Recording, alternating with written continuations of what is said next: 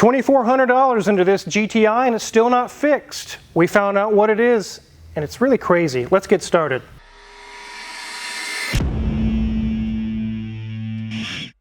This is a 2015 Volkswagen Golf GTI. And you guys know that I just bought, or me and Mrs. Wizard just bought, a TDI Golf, a 2013. It's currently getting worked on. And this one showed up, another Golf, a GTI. This one's in really good shape. But the customer had had it at some other shop somewhere else and had the injectors replaced because it was misfiring. $2,400, which is high. I just kind of ran the quote like we were going to replace the injectors and I arrived at $1,900. Where did the other $600 come from? I don't know. But anyways, the customer paid it, received their car back, and it was misfiring worse than it was before you had it worked on. Let's take a look around this thing and check it out. I'll get Danielson out here in a little bit after we do our inspection.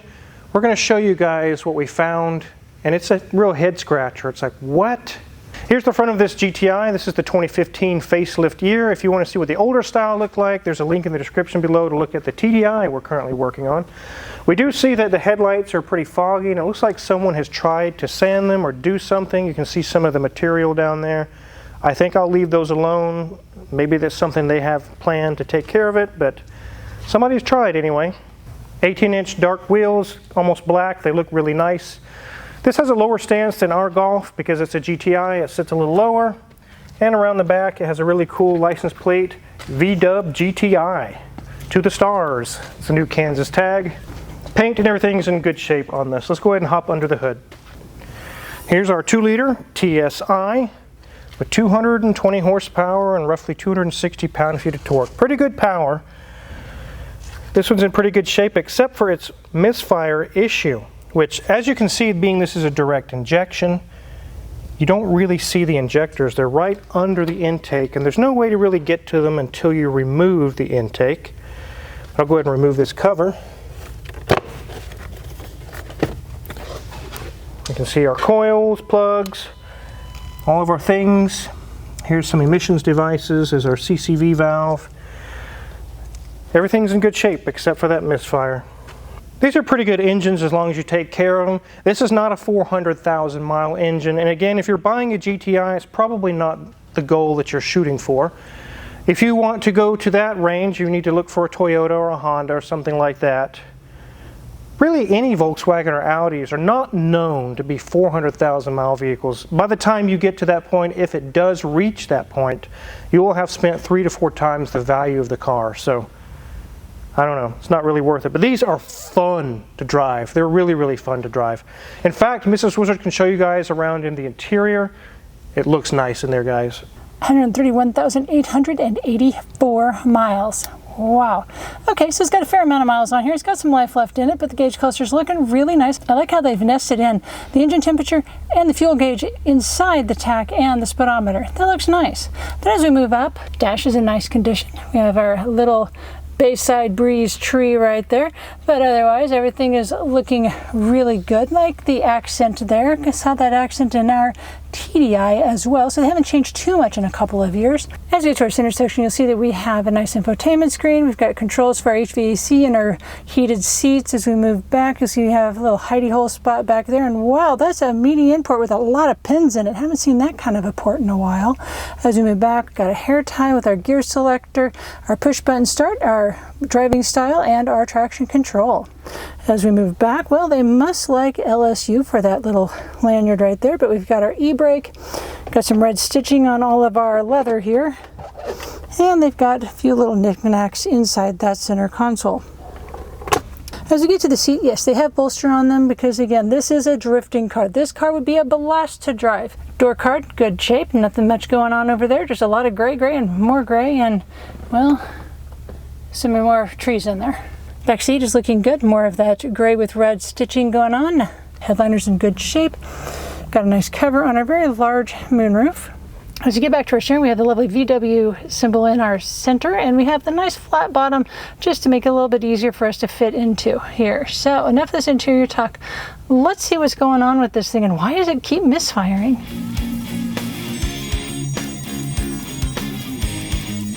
So take a look under this GTI. I don't see any coolant leaking from the radiator core support area. We talk about manufacturers going to plastic on all their parts, and this one is no exception. It has a plastic oil pan. It looks like a bee's honeycomb. Plastic oil pan, guys. If you were to hit a rock with this, it's not going to bend or dent. It's just going to crack and break, and all your oil is going out. Yeah, and there's nothing even here to protect it. Not even a plastic panel. Not really. This does have a DSG transmission, which are pretty good. They shift very well. The brakes on it are about 80%. CV boots are good. Sway bar links are good. Nothing loose. Same thing on the brakes. Over here, sway bar link is good. CV boots are good. Struts are not blown out. Everything looks good there. As we move to the back, this is not all-wheel drive or anything. It's just front-wheel drive. So all we have is our exhaust. Nice aerodynamics with these plastic sheeting on the bottom with some strakes. You can see there some diffusers built into it, little diffusers. Here's our fuel tank. No differential or anything back here, but we do have good shocks. Brakes are about 60% remaining. Here's our ride height sensor. It's all intact. Sway bar link is good. Nothing loose. Well, Wizard is holding up to its standard German engineering here. Yeah, there's a control arm and a control arm and control arm and a control, and this is like a trailing arm. All kinds of arms. Way overcomplicated, but they do drive so well. No blown out shocks here. Brakes are good back here. Nothing loose there. Being this a GTI, I'm surprised the exhaust has not been modified with something different. It does have the stock muffler. It's 1 into 2. So it looks like dual exhaust, but it's single. It's just a 4-cylinder. So everything on this car looks good except for the misfire issue. There's nothing else that needs to be done. Let's get this thing on the ground. The customer did bring this back to the shop that did the work, and it sat there for 4 months. And I'll tell you here in a little bit what happened, but Danielson spent a lot of time on this. And we did get pre-approval from the customer for the extra diagnostic time. He said, take all the time you need. I have to have the answer. We spent a good 4.5 to 5 hours checking a lot of things. This one was a doozy. Let me go get Danielson. We'll show you guys what we went through. So you spent a lot of time on this one, huh, Danielson? Yeah, it kind of threw me off a little bit. This one was tough. And you started with the usuals. You did what? You swapped some coils and plugs around? Yeah, I just kind of started with like what you typically do, this quick little diagnosis. So I swapped some coils around, 4 with number 1. I swapped the spark plugs over as well just to make sure those were fine. And it consistently stayed on number 4. All the time, number 4. And then you did a compression test? I also did a compression test just to make sure that it was good. All the cylinders were perfect. So it's not a compression issue, not an ignition issue. You also did some data logging, like you were driving it with ScanTool, looking at some things and things of that nature? Yes. So I also checked the strength of the spark. So we pulled the coil, saw that it was a nice bright spark. Mm-hmm. And I also, with an oscilloscope, I make sure that they were triggering correctly. So I had the oscilloscope that would measure that basically every time it turns on and off, and I could see a physical line. And yeah, they were all firing correctly, and that was working properly. We kind of ruled out like a high pressure pump or a fuel pressure issue because that would affect the whole engine, not just cylinder 4. Yes.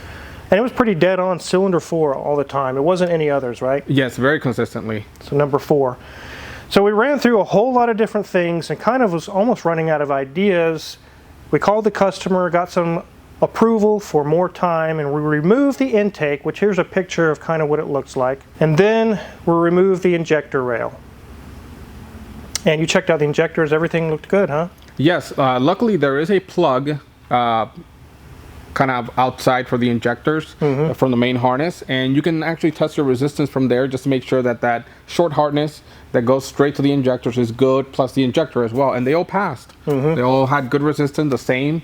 So I was happy with that, but still, that didn't really point me in that the direction of what's happening here. So while you're reassembling, one of the ideas we had was going to swap injectors to see if that causes any issue.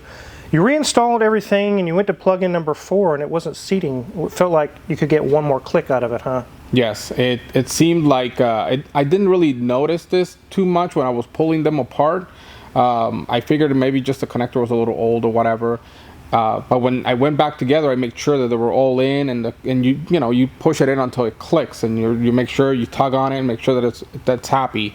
But just after we did all that, we put it all back together, and I started it again, and that's when the misfire disappeared. Problem solved. Gone. So thanks, Danielson. I'll let you go back to break. You spent a lot of time on it. I knew you would find the answer, and we did. So good job. So some people have commented in videos that when I'm filming, you don't see anybody working in the background. And that's because one of the agreements I have with my guys here is when I'm filming, they have a full paid half-hour break. Paid. I mean, they get to sit in the AC, chill out, and they really enjoy that fact. So the reason why I don't want a bunch of noises or things in the background, I want you guys to be able to focus on what's going on here, and they get a free break out of the deal. Also, Danielson has his own YouTube channel. If you didn't already know that, there's a link in the description. He has a lot of really great content, so make sure to go check that out. That's it, guys. The connector wasn't fully plugged in. It wasn't seated. Here's the really crazy part, and Danielson proposed this to me as well. He's like, when this car left their shop, it was misfiring because it wasn't fully seated. One of the pins wasn't fully connected. And you were able to get a good ohm reading, but just barely. If you wiggled it the tiniest little amount, you lost connection. So upon reseating those, Danielson noticed on number 4, it felt like it was seated. He pushed a little harder, and it clicked, and it fully seated. Now that's not bad enough. Okay, the mechanics, they forgot to plug it in all the way. That doesn't mean they're stupid. It doesn't mean they're dumb. But the part that means they are stupid and dumb to me is I'm going to reveal to you. The customer brought this back to the shop that had worked on it and said, hey, this thing's misfiring even worse than when before you worked on it. They said, hey, we'll take a look at it. It sat in their shop for 4 solid months. The customer believes they really didn't even do anything. They didn't even look at it. Finally, they called. They just wanted to get it out of their shop. They said, hey, you need a new engine. He's like, oh, I need a new engine? I thought you said I needed injectors. I paid you $2,400 for injectors, and now it's misfiring even worse. Where did the new engine thing come from? Yeah, it just needs a new engine. Come get your car. Get it out of our shop. We've done videos in the past, and we did one not too long ago, fairly recently, in fact, where I mentioned when unscrupulous shops want you to go away. They don't just say, I'm tired of looking at your car. Can you just go away?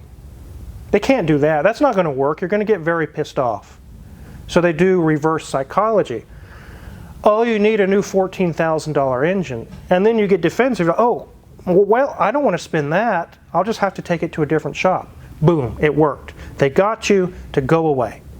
When the car first arrived, we thought it's the injectors, because the only thing we could find was the injector possibly not firing or not doing its job. Everything else checked out. Not only did they not fully seat one of the connectors, but their response to that is really the crappy deal. 4 months and you can't figure that out. They didn't take it back apart because they don't even want to deal with it. And it just, you know what, it just needs a new engine. Can you please go away now? That's really crappy. This car now runs perfect. All 4 cylinders are firing all the time. Under wide open throttle, mid throttle, half throttle. It doesn't matter. It's really a happy engine. It just needed that connector fully seated. While the engine was moving, just the subtle movements of an engine that it makes, it's normal, the connector was wiggling around and losing connection and making it misfire. So we're going to call the customer and give them the good news. They don't need to go any further. The bill is not going to get any bigger. We fixed it. It's back together. Their car can drive again. And no, you don't need a brand new engine. The compression test was very good. Oil pressure is good. Everything's happy on this engine. That, again, was just a tactic to make the customer go away. I've been seeing that a lot lately. They quoted me an engine when they couldn't figure it out. It's really getting kind of old in my books. It's like, come on, guys. Figure out what's wrong with your work. So definitely wanted to get a video for you guys to show you. Sometimes, actually a lot of the times anymore, we've been finding ourselves going behind other mechanics' work to get things solved that should have been done right in the first place. A lot of our customers that call, probably half, maybe a little less than half, are, I've been to such and such shop, my car is even worse condition than it was before I brought it in. It's happening a lot. But luckily it didn't cost 4 or 5, 10 grand, some stupid number to get this solved. Just 4 or 5 hours of labor that the customer approved. Back in business. So it's a good thing that the previous shop didn't destroy this engine. We've showed you guys recently a few other vehicles that have been fully destroyed by other shops. Got very lucky here, and thanks to Daniel's son, he dove in and he found exactly what's wrong with this vehicle. I love to do that, guys. It's just like a big win for me. Like almost get a blast of euphoria. It's like, we did it. We did the thing that they couldn't do and said couldn't be done, and we did it. The sad thing is we're not doing anything special to achieve that. We're just doing our job. Anyways, if you're curious what kind of tools we use to work on this GTI or any other car in the shop, check our Amazon affiliates link in the description below. A lot of the tools we use in the shop are for sale there, and if you purchase any of them, we get a small cut and really appreciate it. Make sure to hit the subscribe button, and also check out Danielson's channel before you go. There's many more cars to come. Thanks for watching.